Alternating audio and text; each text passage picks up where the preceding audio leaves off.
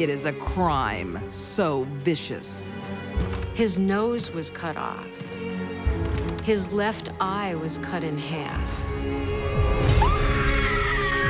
This was a brutal, brutal murder. It shocks the entire nation.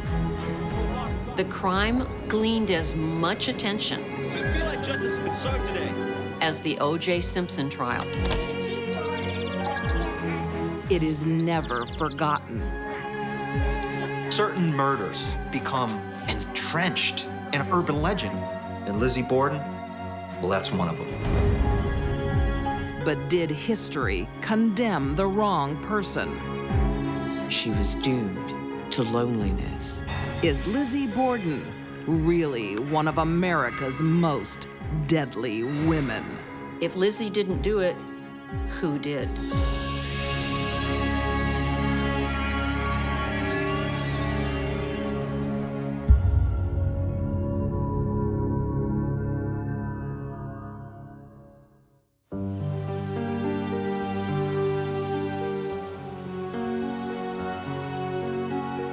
In the 1890s, in Fall River, Massachusetts, Who can tell me what this is? Billy. Crucifix. Yes. And why do we call it that? Sunday mornings are a time for Lizzie Borden to spread the faith. Because Jesus was crucified on the cross. Lizzie worked as a Sunday school teacher at the Central Congregational Church, which socially was certainly the most affluent, or one of the two most affluent churches in the city. A church befitting its affluent congregation, including the Borden family. The Borden family was much esteemed in Fall River, and certainly the family was steeped in local history. You must be very proud of her. So she's doing well? Lizzie's father, Andrew Borden, came from a very wealthy family, but he came from the poorer branch. But Andrew still provides a good life for 32-year-old Lizzie and her sister Emma, who's 10 years older. The two women are spinsters, still living at home. Emma's going to read you a story. How are we all faring today? Very well, thank you. Lizzie and Emma share a bond closer than most sisters. Once upon a time. Lizzie's mother died when she was only 2, and her older sister, Emma, took over a surrogate mother role. He was so special that there were 3. But all is not well in the family. Lizzie's father remarried when she was only 4 or 5. Stepmother Abby really tried to be a good mother figure to her. There have been tensions since childhood. Lizzie, look what I've got. Somebody put them in your hair? Emma does my hair. Lizzie really never got close with her stepmother, Abby. Lizzie sees Emma as her mother figure. Do you want some help? No, thank you.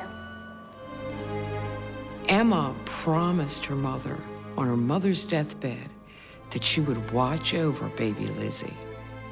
And Emma took that charge very seriously. Very pretty. Some people think of Abby as the evil stepmother, but there's no indication that was true. As the years pass, the situation doesn't improve. We're having apple pie for dinner. I'm afraid Emma and I have other plans. Isn't that right, Emma? Yes, that's right. I think with Abby, she tried hard as hell to get them kids to love her. But your father would want us all to be together. Do not speak for my father. You are not my mother. She had the devoted affection of her husband. That's clear. Did she have it with the kids? I don't believe that was the case at all.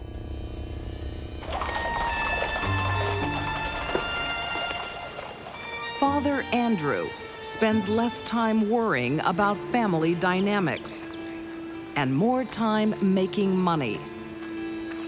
He made his money in the furniture business and in the undertaking business. He invested in textile mill stock, in real estate, and banking stock. The rich branch of the Borden family earned fortunes from cotton. But Andrew isn't so lucky.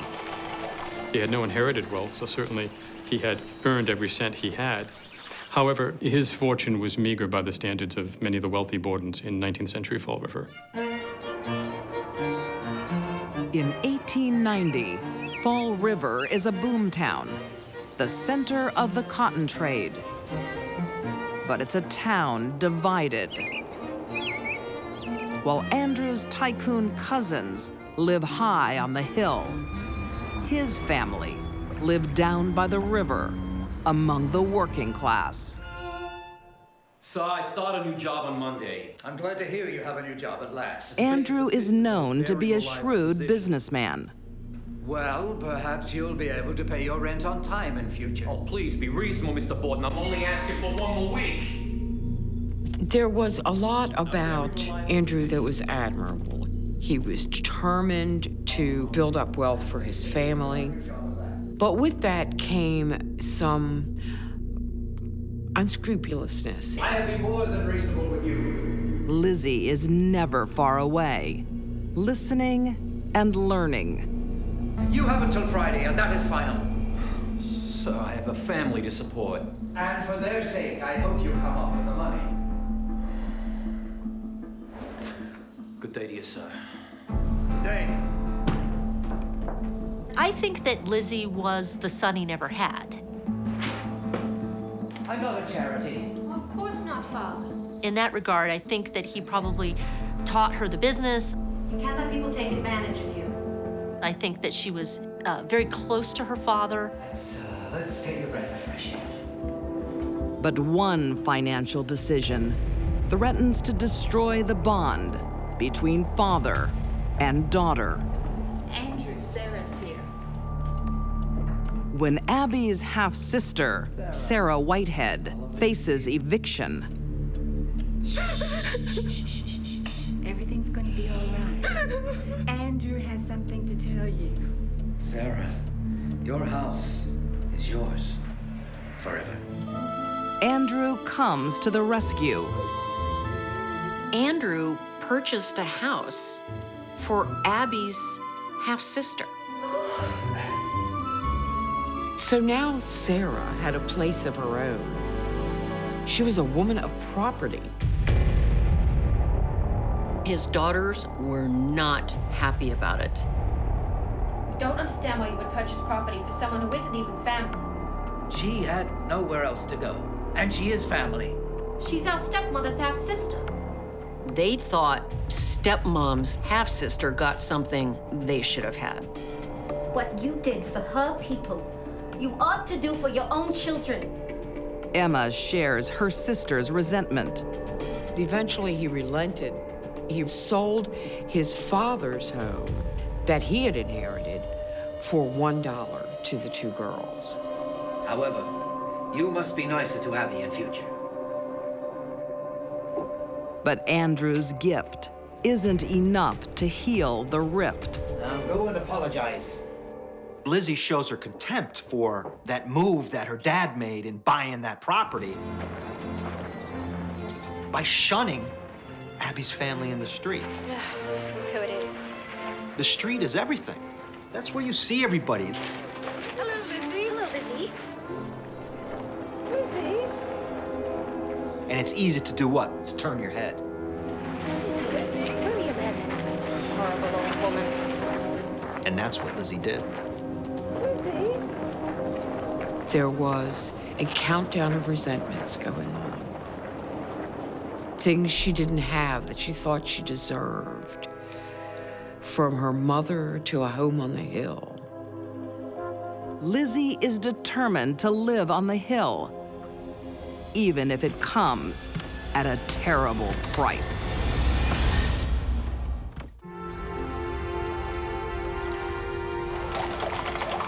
In the 1890s, in Fall River, Massachusetts. Lizzie Borden clashes with her stepmother, Abby. I'm having apple pie for dinner. I'm afraid Emma and I have other plans. Unmarried and unhappy, Lizzie longs for a better life. There is a melancholy that surrounds her. She wanted to live in a better house. She wanted to have better friends. She wanted to go to parties. Lizzie blamed her father for the fact that she had no marriage prospects. He had chosen to live near his business interests, whereas most of the members of the Borden family lived up on the hill looking down on the town.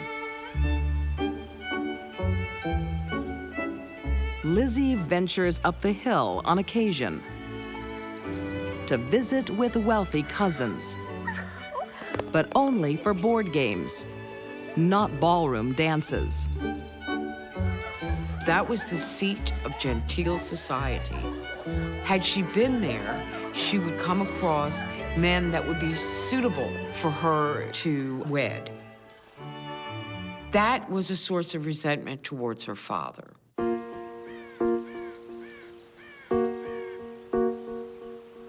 A mysterious illness doesn't help the mood in the house down by the river. After breakfast, I'd like you to wash the first floor windows, inside and out. Everybody in the house begins to claim that they're feeling nauseous and ill and start vomiting.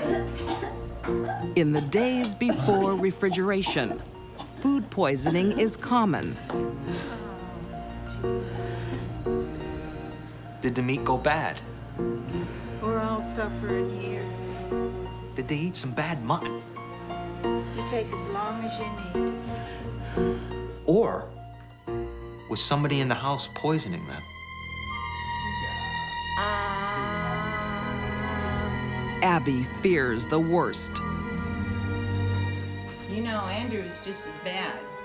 We were both up all night vomiting. When Abby went to the family doctor, she said to the doctor they had been poisoned. Do you think our bread could have been tampered with? It's possible. You'd have to wonder who she thought was poisoning the bread. Was she aware that Andrew Borden was having difficulties with one of his tenants, or was she thinking someone else would have been responsible? Lizzie thinks something suspicious, too.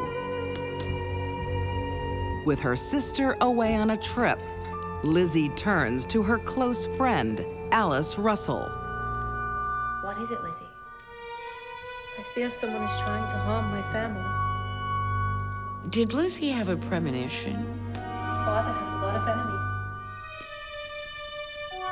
Or was Lizzie just being a very clever young woman and using this friend to establish some danger to the family?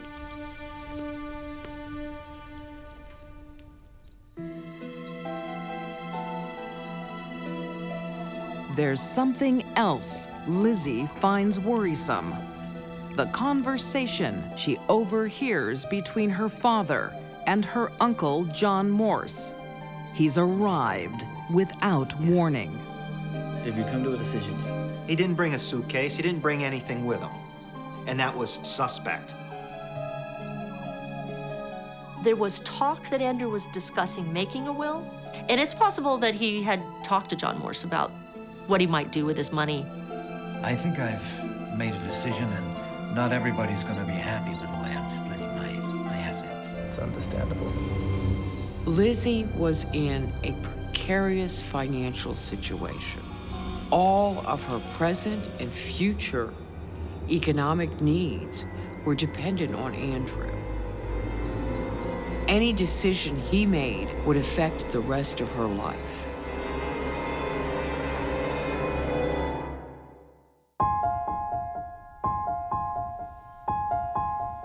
The morning of August the 4th, 1892. This fateful day will become immortalized in American criminal history. I think the morning started as any other day would have in the Borden household. Thank you again for your help, John. Although still feeling ill, Andrew insists on going to work. Goodbye. Goodbye.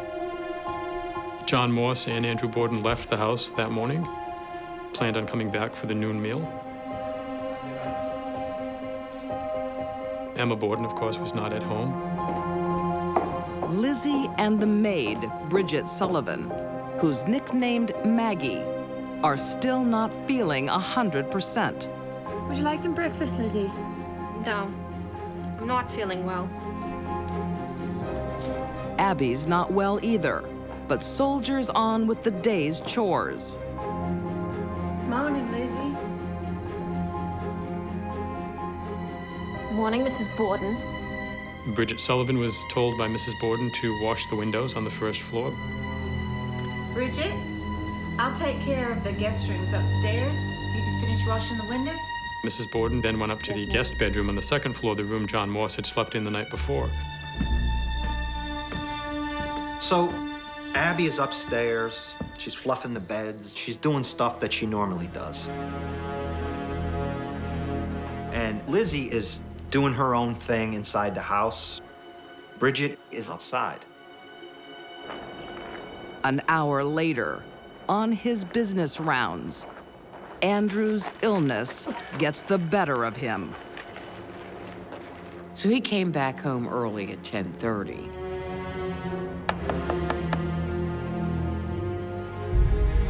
The front door was locked. Who is it? It's me, Andrew. This was unusual. He knocked, and the maid Bridget let him in. So sorry, Mr. Borden, it's stuck. And apparently, Bridget had a little trouble, and she hears Lizzie giggling upstairs. She's certain of it.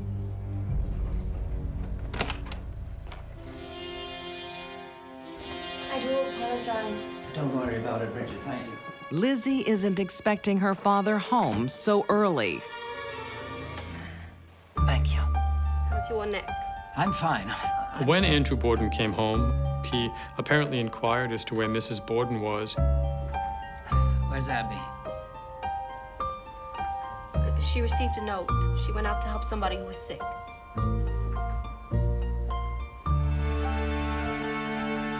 Lizzie helps him to take his boots off so she can make him comfortable. And then she goes out to the barn. Bridget goes up to take a rest. And the rest is history.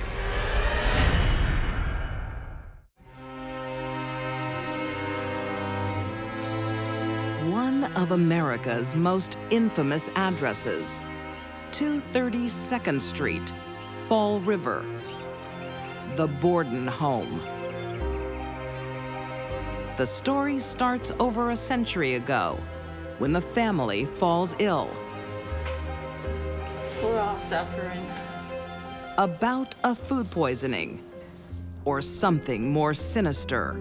I feel I have to sleep with one eye open for fear that they will try and burn our house down over us. Lizzie Borden was worried that someone was trying to harm her family. Stepmother Abby is frightened too. Do you think our bread could have been tampered with? It's possible. On August the 4th, 1892, the family's fears come true.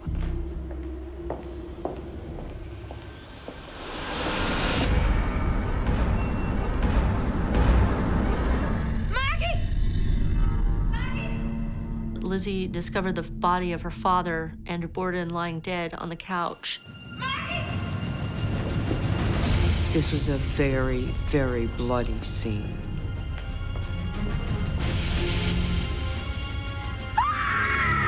This was a brutal, brutal murder. His eye was split in half. His nose was nearly cut off.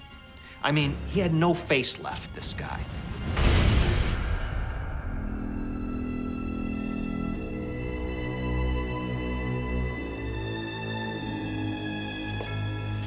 Police arrive within minutes to a household in shock. Miss Borden, do you know where your mother is? She's not my mother. She's my stepmother. Sorry, do you know where your stepmother is? I don't know. I think she went out visiting. Maggie, check upstairs.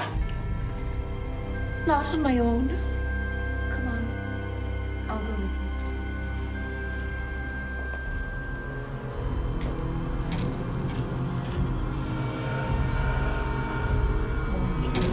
Lizzie gets a morphine sedative. She'll need it.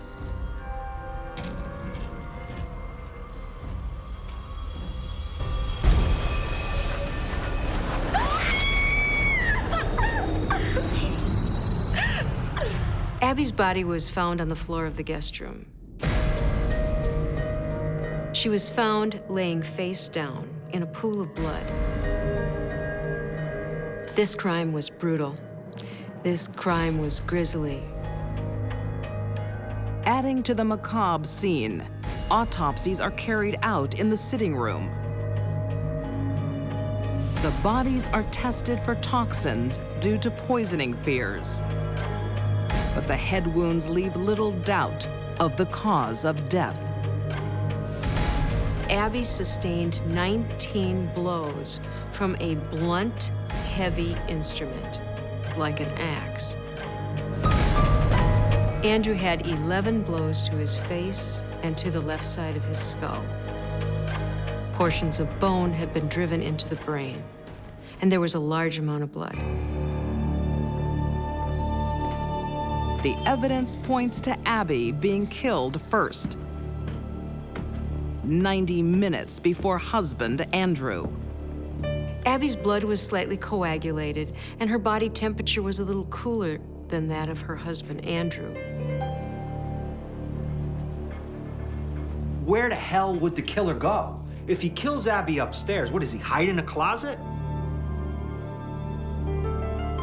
Generally, strangers don't go into a home, kill one person, hit them 18, 19 times with an axe, wait around for an hour and a half, apparently knowing the husband's gonna come home. I do apologize. Don't worry about it, Bridget. Thank you. The police start thinking maybe these aren't random killings. Blows to the face suggest a great deal of anger, suggest a deep personal connection. They start looking a little closer to home. Well, there are any number of theories as to who the perpetrator of the crime could have been. Certainly, many people believe that it was John Morse, the uncle. Some find Uncle John's sudden arrival, the day before the murders, suspicious. If he was a part of arranging this killing for whatever reason, and even though he didn't financially profit, it was his blood nieces that benefited from it. So maybe it was his gift. Others suspect the hired help. There were a lot of people who thought Bridget, the maid, could have been the one to commit those crimes. Or is it older sister, Emma? She will inherit Andrew's estate and is conveniently absent. It is possible that Emma arranged the entire thing. Emma's alibi being away, not anywhere nearby, couldn't possibly have made it back in time. There's something suspicious about her perfect alibi. Please be reasonable, Mr. Borden. I'm only asking for one more week. I have been... Could it have been the disgruntled business associate? Mr. Borden made a lot of enemies in his life. And one of those enemies certainly could have killed him and his wife. A handful of suspects, a house full of bodies, and a mystery just starting to unfold. People were panicked and distressed, but there was one person who was remaining very calm and collected. A killer needs 3 things to commit a homicide: motive, opportunity, and means. Lizzie Borden had all of those.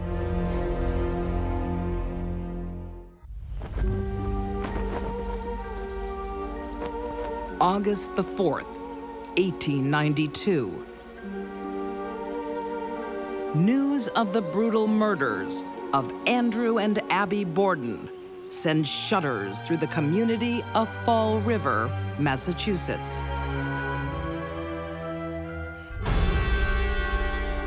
It shocked the community.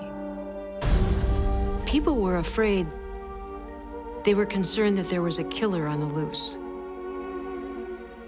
Whoever committed the crime would have known the lay of the house and certainly would have known where to hide or disguise themselves in that house. Everyone close to the Bordens is under suspicion. The police looked at Uncle John, who had been in town at the time, but he was with other family members who verified where he was. He was not there. The hired help has the opportunity. But police discover that Abby and her maid have a close relationship.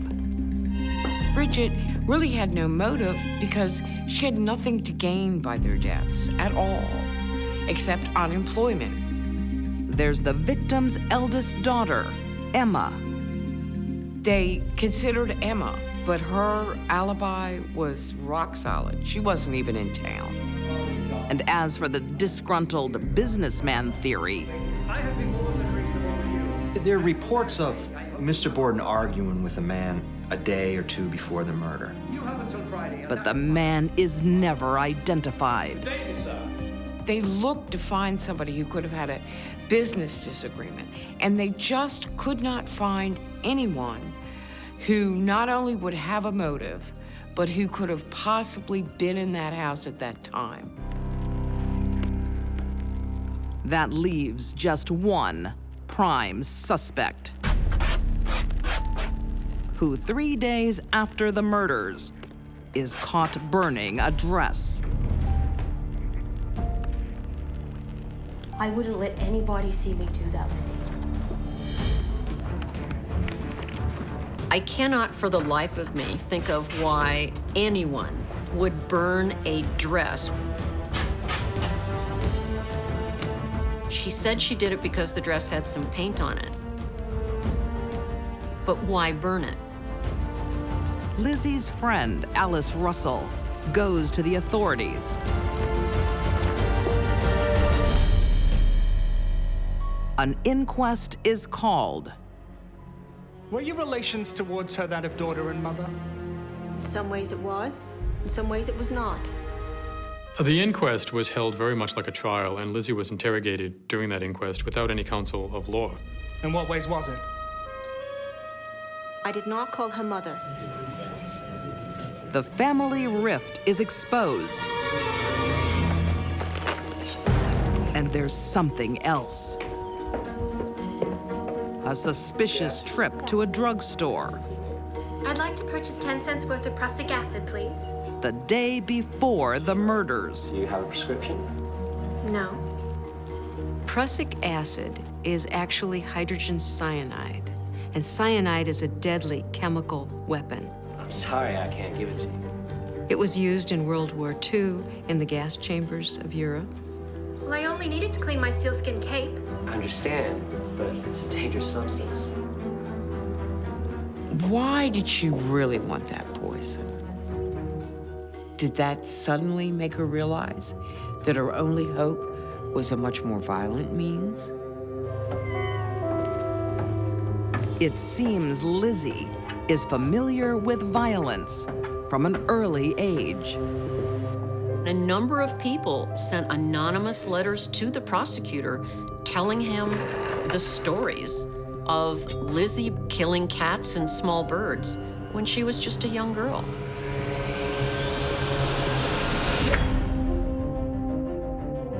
There was another case in particular where the story went, she took a bunch of birds. So darling. Let's kill him. What? And chopped all their heads off. Because why? She wanted to have a funeral. When a child tortures or kills small animals, there's something very wrong.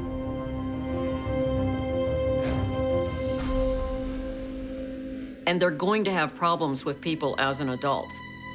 So where were you when he returned? And Lizzie's alibi on the day of the murders isn't stacking up. Are you sure you were in the kitchen when your father returned? She says she did the ironing in the morning. Helps her father to the couch on his return. I'm fine. I'm fine. Then left the house for the barn, looking for fishing equipment. Who let your father in? I think Maggie let him in. And where were you when the doorbell rang? I think I was upstairs in my room. Then you were upstairs when your father came home. I think I was. That is significant. It puts Lizzie in close proximity to a dead body. You remember you have told me several times now that you were downstairs and not upstairs when your father came home. You have forgotten, perhaps. Well, I don't know what I have said. She could never keep her story straight. And it did make her look bad. I've answered so many questions, and I'm so confused. I'm telling you just as nearly as I know. But in her defense, right after her parents were both killed, the doctors started giving her morphine. She was still getting that when it was time for the inquest. Lizzie's testimony tightens a noose around her neck. 1 week after the murders, she is charged. Her motive? A home on the hill. And her father and stepmother were in the way. After 10 months behind bars, Lizzie goes on trial. Prosecutors spell out what they think happened at 230 2nd Street.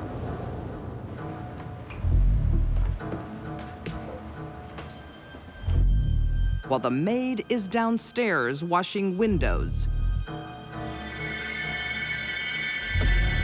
Lizzie is upstairs.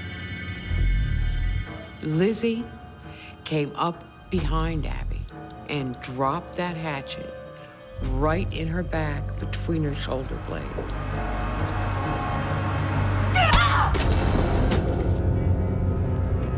And then one blow after another into the back of her skull. 19 blows penetrated Abby's body. But Lizzie's defense counters. Have you got the mail? Yes, nothing for you. Why wasn't Lizzie covered in blood? There's no way that Lizzie Borden could have committed these murders and not have a shred of blood on her. Prosecutors think they can explain. She had to do a very quick cleanup. She had to get the blood off her hands. If she'd been wearing a dress with an apron, well, that would have prevented any of the blood from going onto her undergarments. The prosecution argues the cover-up continues when her father comes home. But don't worry. Where's Abby? She received a note. She went out to help somebody who was sick.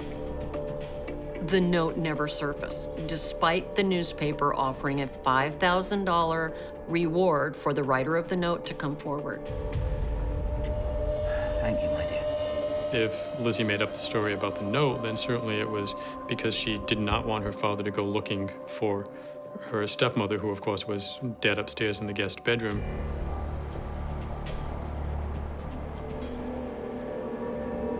Lizzie came up while he was sleeping.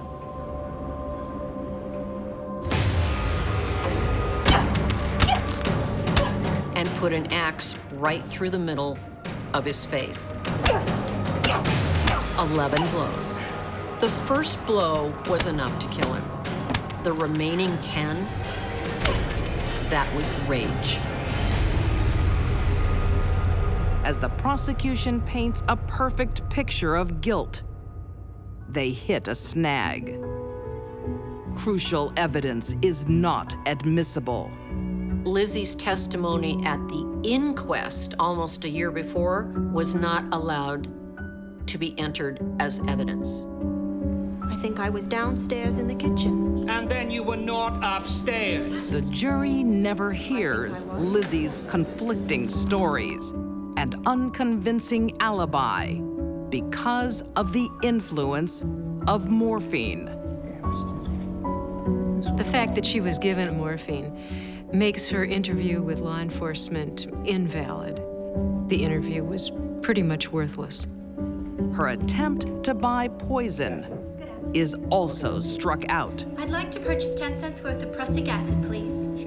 It was ruled that it couldn't be admitted because there was no prussic acid found in her parents' stomachs.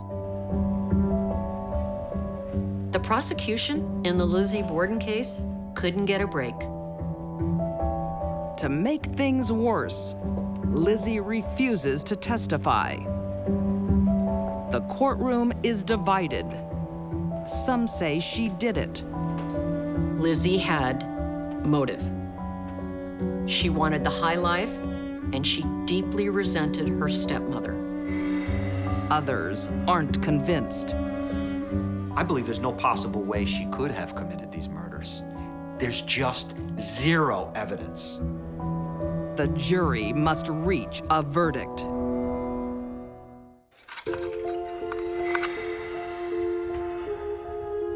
After a 2-week trial, Lizzie Borden awaits her fate, along with the entire country.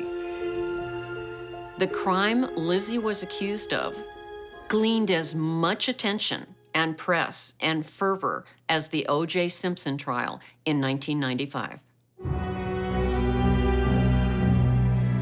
Will Lizzie hang or walk free? Not guilty. Not guilty. It's amazing what a good lawyer can do for you. What you intend to stand for, Rick? How's it feel to be set free? You feel like justice has been served today. Lizzie Borden, the daughter of a wealthy family, slips through the hangman's noose. Do you know when you'll be leaving Fall River? She got away with murder because of poor investigative work, lack of documentation, and a lot of good luck. While most people would leave town, Lizzie stays on in Fall River. Emma inherited the whole estate, which was valued at $300,000, which in today's money is the equivalent of $10 million. She gave half of that inheritance to Lizzie. Within a year, the sisters move into a mansion they name Maplecroft. Lizzie finally got to live on the hill, which is what she wanted and what she thought she deserved. But it was at a heavy price. She was ostracized by the community forever. People viewed her as a double murderer for the rest of her life. People hated her. People talked about her. And I'm sure people whispered about her behind her back wherever she went.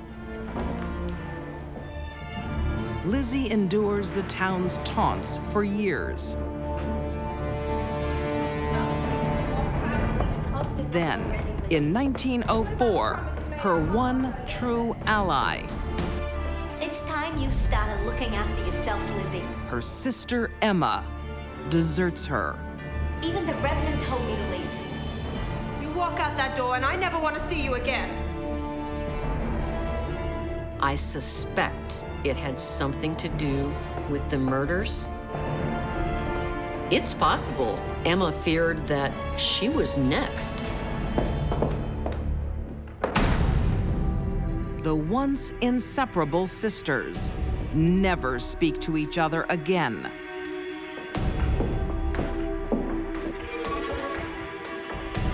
Alone on the hill, Lizzie's past haunts her forever.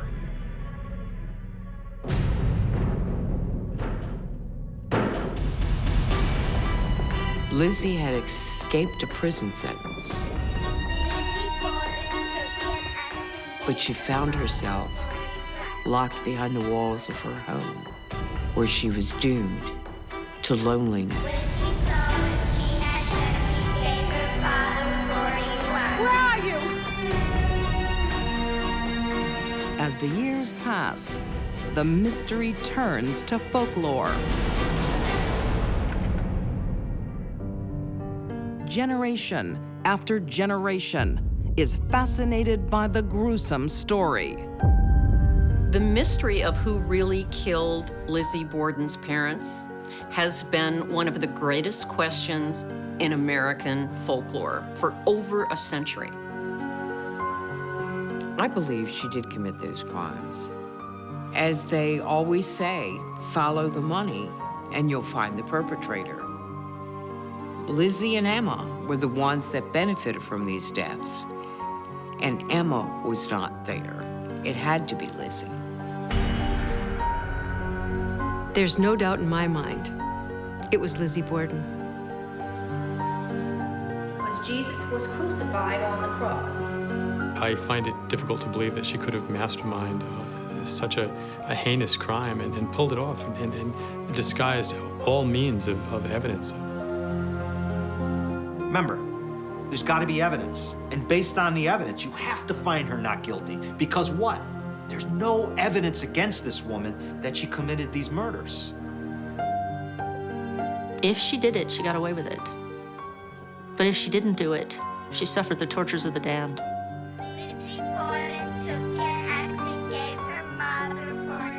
Only Lizzie knows the truth. Her secrets go with her to the grave. In 1927, at age 67, Lizzie Borden dies of natural causes. Just 9 days later, Emma passes away too. Reunited in death, the sisters are buried beside their parents in the family plot, high on the hill.